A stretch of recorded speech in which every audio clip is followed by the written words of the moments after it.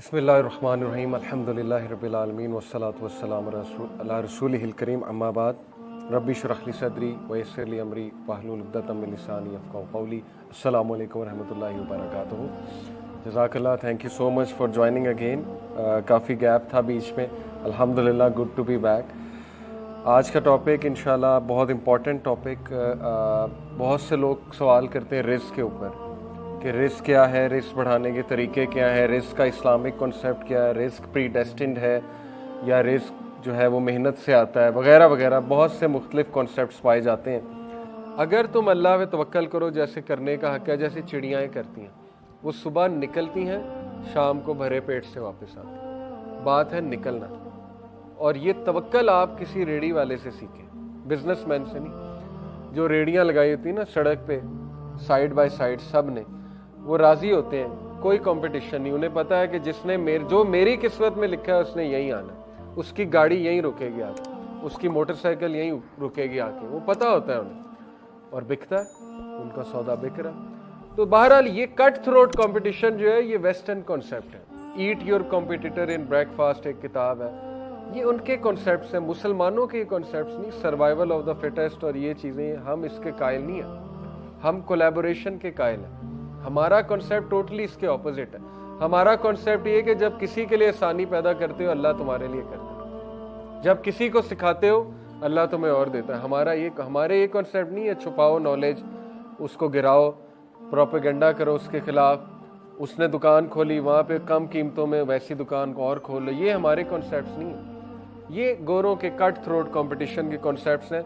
जो उन्हें फॉलो करेगा फिर वो उसे वही मिलेगा जो बस ठीक है। मैं अभी ये मोबाइल यूं पकड़ रहा हूँ, अल्लाह को पता है, इसीलिए मैं अल्लाह की इबादत करता हूँ, इसीलिए मैं प्राउड हूँ अल्लाह का वर्शिपर। देखें, आज मैं आपको कहूँ कि एक ऐसी हस्ती है जिसको आपका सब पता है, ए टू जी, आपका जो आपने करना है, अभी आपने यहाँ से चल के वहाँ जाना है, वो भी उसको पता है।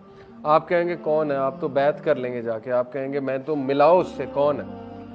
यही अल्लाह है, अल्लाह के अलावा कोई नहीं है। गैब का इल्म अल्लाह के अलावा किसी को नहीं है, ख़जानों का इल्म अल्लाह के अलावा मेरी फेट अल्लाह को पता है और मैं इसमें प्राउड हूँ। इसमें कोई चैलेंज करने की ज़रूरत नहीं है कि ये क्या, यानी अल्लाह को पता है ना।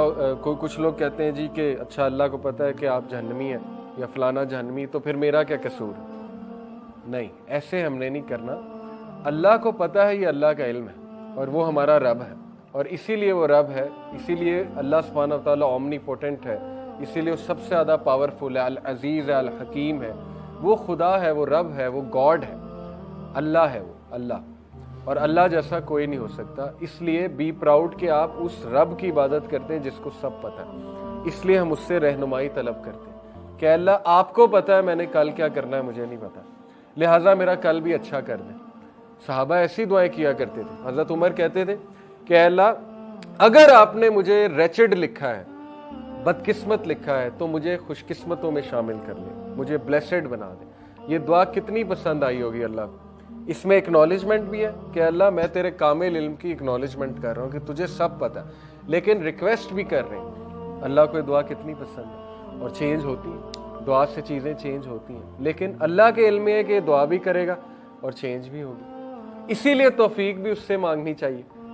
ये इस लेवल के कॉन्सेप्ट्स हैं कि अगर हमारी नौजवान नस्ल इसको समझ लें तो अल्लाह से वो ताल्लुक बनेगा कि आप सोच भी नहीं सकते। अल्लाह से कभी जुदा ही नहीं होंगे, हर मैटर में अल्लाह को शामिल करेंगे। जितना आप अल्लाह को जानेंगे, आपका अल्लाह से ताल्लुक खूबसूरत से खूबसूरत होता जाएगा। तो हम तौफीक भी अल्लाह से मांगते हैं कि अल्लाह ये भी आपको पता है कि तौफीक मुझे कितनी होगी, इसलिए मुझे ज़्यादा तौफीक दे दें। मैं दुआ करूँ, मुझे हाथ उठाने की तौफीक दे दें। हर चीज़ हम अल्लाह से मांगते हैं, हर चीज़। और देखें, कंफ्यूज होने की कोई ज़रूरत नहीं है, सिंपल। जो भी कुरान में हदीस में कॉन्सेप्ट्स है ना, तकदीर के, रिज़्क़ के, उनको हमने किस रोशनी में देखना है? सुन्नत की रोशनी में, कि उसकी प्रैक्टिकल मैनिफेस्टेशन किस शख्स ने की? रसूल अल्लाह ने। प्रैक्टिकल मैनिफेस्टेशन क्या साबित होती है? सुन्ना से। सबसे ज्यादा कुरान किसे समझ आया? अल्लाह के नबी को। सबसे ज्यादा अल्लाह किसे समझ आया? अल्लाह के नबी को।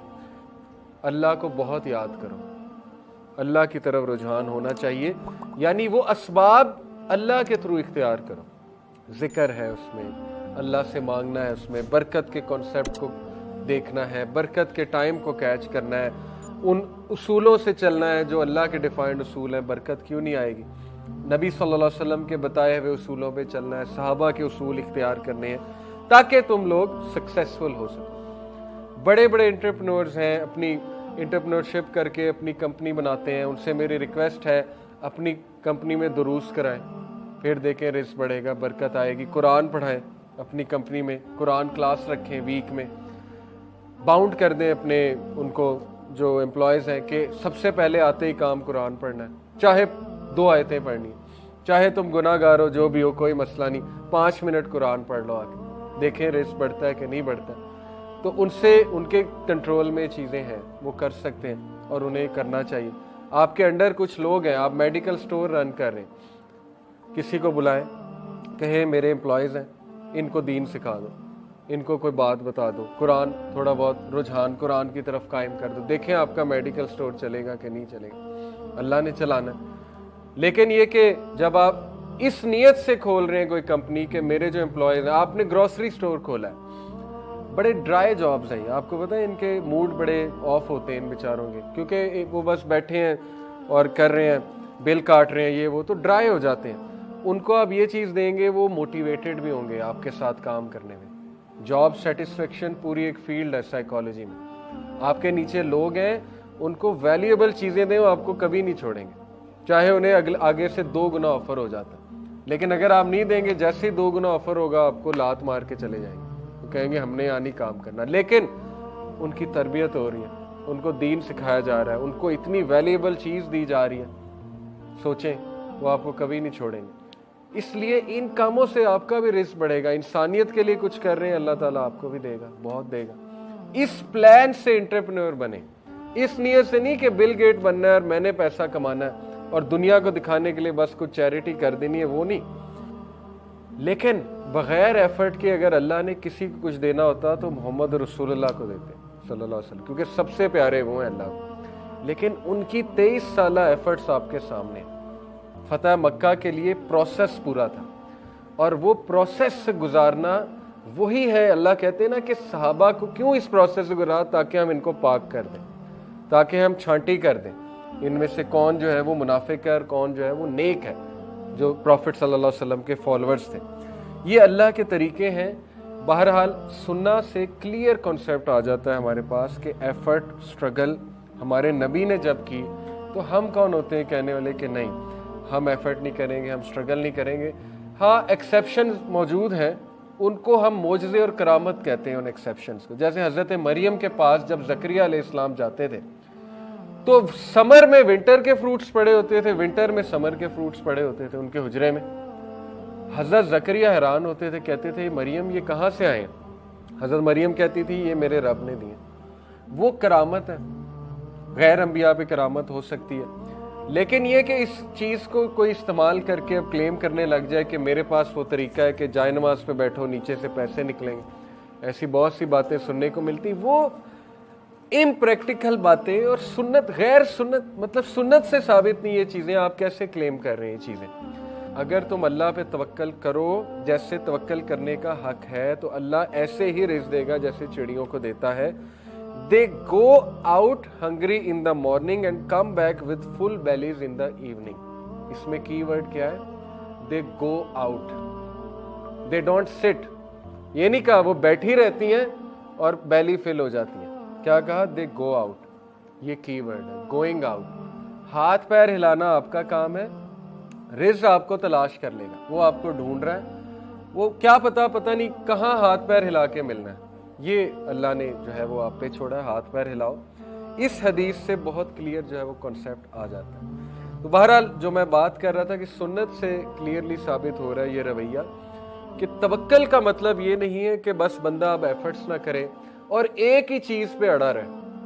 آج نوجوان کہتے ہیں ہماری جاب نہیں لگ رہی. سوال یہ آپ ایک ہی چیز پہ کیوں اڑے ہوئے؟ انجینئرنگ کر لی تو اسی پہ اڑے رہنا, رزق پتہ نہیں کیسے ملنا ہے آپ کو. تھوڑی اور چیزیں ٹرائی کریں, بزنس تھوڑا سا ٹرائی کریں, کوئی اور طرح کوئی اسباب اختیار کریں, اس پہ ڈپریس ہو کے بیٹھ. ڈپریشن کی وجہ یہ کہ اتنا پیسہ لگا کے اسٹڈی کی ہے, وہ اگین کنسیپٹ ٹھیک ہونے لے. ایجوکیشن کا مقصد کیا ہوتا ہے؟ Refinement of personality, refinement of ideas, निखार आ जाए, थोड़ा सा एक सोशल स्टेटस मिल जाए, मिल गया, अच्छी यूनिवर्सिटी से पढ़े, अच्छी डिग्री ले ली, सोशल स्टेटस भी मिल गया, अब जॉब हो सकता है कोई और नेचर की भी आपको करनी पड़ जाए। बहरहाल ये बड़ा मुश्किल है हमारे माशरे में, लेकिन अगर हम इसको समझ जाएं तो बहुत से हमारे मसले हल हो सकते हैं। बर्ड्स वाली बात, ये नहीं कहा अर्थ को मुज़य्यन कर दिया मौजे मारो, अब बैठो और रिज़्क पहुंच जाएगा और खाओ, नहीं, निकलो, फम शूफी मना के भी चलो इसके स्लोप्स पे। स्लोप से मुराद इब्ने मुजाहिद और इब्ने अब्बास जो है मुफस्सिरीन कुरान कहते हैं स्लोप से मुराद है प्लेटूज, रास्ते, माउंटेन्स।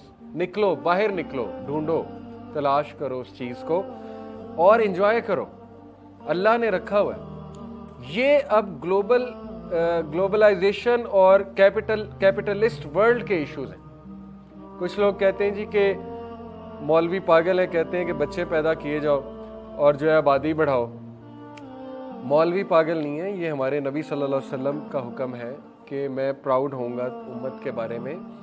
रिस्क अल्लाह ने देना है। ये आपके जो इवल लीडर्स बैठे हुए हैं कैपिटलिस्ट वर्ल्ड के, ये उन्होंने बाउंड्रीज बनाई। अल्लाह ने तो कोई बाउंड्री नहीं डिफाइन की, ये रशिया है, चाइना है, ये अमेरिका है।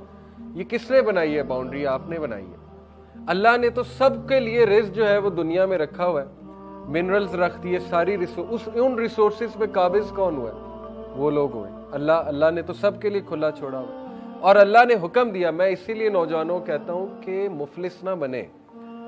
अगर आप लीडर ना बने, आप पैसा कमाने वाले ना बने, तो वो लोग होंगे और वो फिर अनजस्ट डिस्ट्रीब्यूशन ऑफ रिसोर्सेज करेंगे, जो कि कर रहे हैं।